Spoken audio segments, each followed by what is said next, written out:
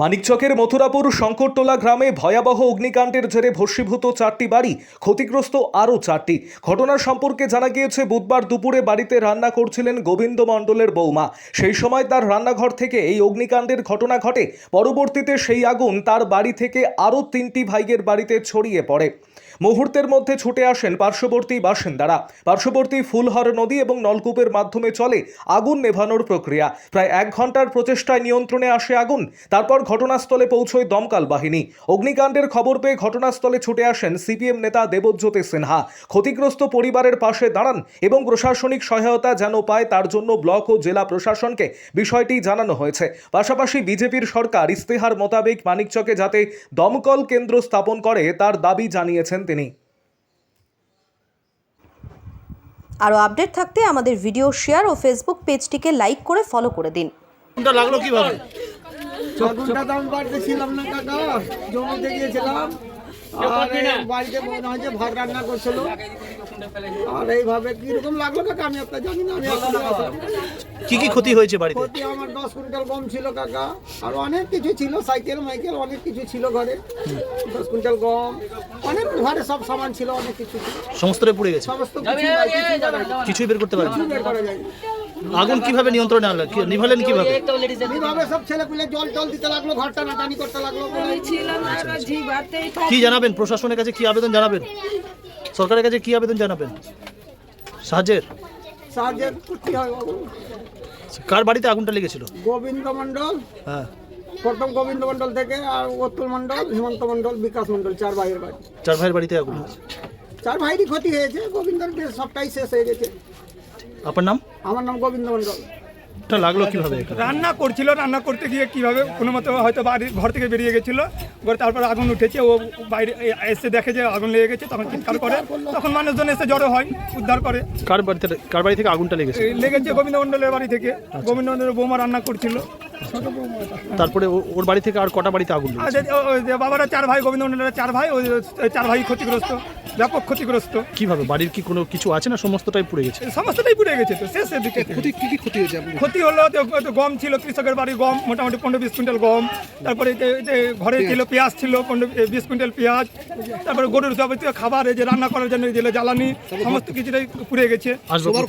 হ্যাঁ, সবার 4টা ঘর, সবার ঘর, রান্নাঘর, জ্বালানি, সব ঘরেই সব। এতে কৃষকের গম মজুদ ছিল, পেঁয়াজ মজুদ ছিল। সমাজের ছেলেগুলো, সব ছেলেগুলো নদীর জল দিয়ে করছে, নিভাচ্ছে। দমকল আসেনি? না, এখন অব্দি তো পৌঁছায়নি দমকল। কতক্ষণ আগে জানিয়েছিল? দমকলকে ঘন্টাখানেক জানানো হয়ে গেল, কিন্তু এখনো পৌঁছায়নি।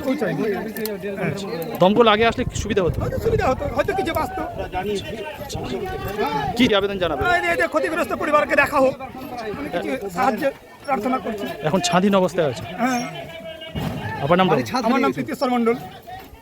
মথুরাপুর গ্রাম পঞ্চায়েতের শঙ্করটোলার পিএইচির সামনে অতুল মণ্ডলরা 4 ভাইয়ের বাড়ি।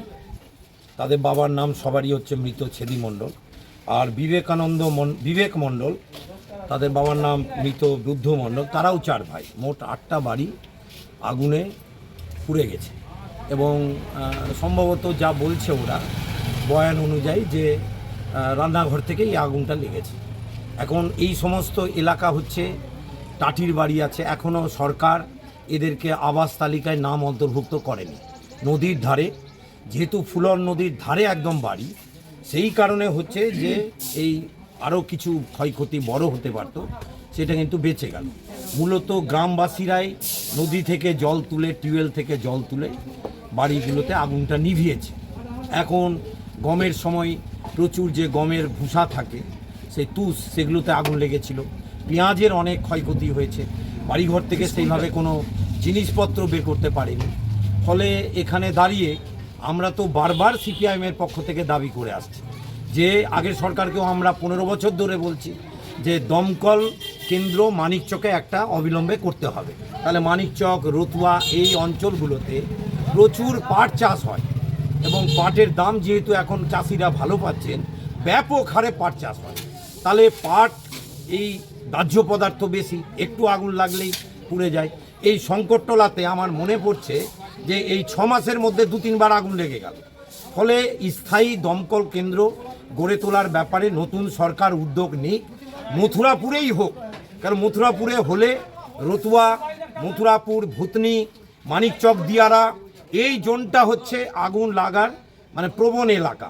ফলে এই জায়গাতে দাঁড়িয়ে আমরা বলছি দমকল কেন্দ্র করতে হবে। আর আজকে যেহেতু বকরিদের দিন, সরকারি আধিকারিক, আমি বিডিও সাহেবের সাথে ইমিডিয়েট কথা বলেছি, ডিএমকেও আমি চিঠি করে দেব, এবং যাদের এই ক্ষয়ক্ষতি হয়েছে তাদের পাশে সরকার দাঁড়াক, আর্থিক ক্ষয়ক্ষতি দিয়ে তাদের পাশে আর্থিক সাহায্য দিয়ে দাঁড়াক, এইটা দাবি সিপিআইএমের পক্ষ থেকে আমরা করছি। এখানে তো জিতিনি, এখানে মানুষ সমর্থন করেছেন, বিজেপির এমএলএ জিতেছেন। আমরা আশা করব তিনিও উদ্যোগ নেবেন, এটা যাতে ওই মানে ভোটের ওই ইয়েতে ম্যানিফেস্টোতে যাতে না থাকে। শুধু যদি তারা না করেন তাহলে আমরা আন্দোলন করব এবং যে মানুষগুলো ভুক্তভোগী তাদের নিয়ে রাস্তায় নামবো।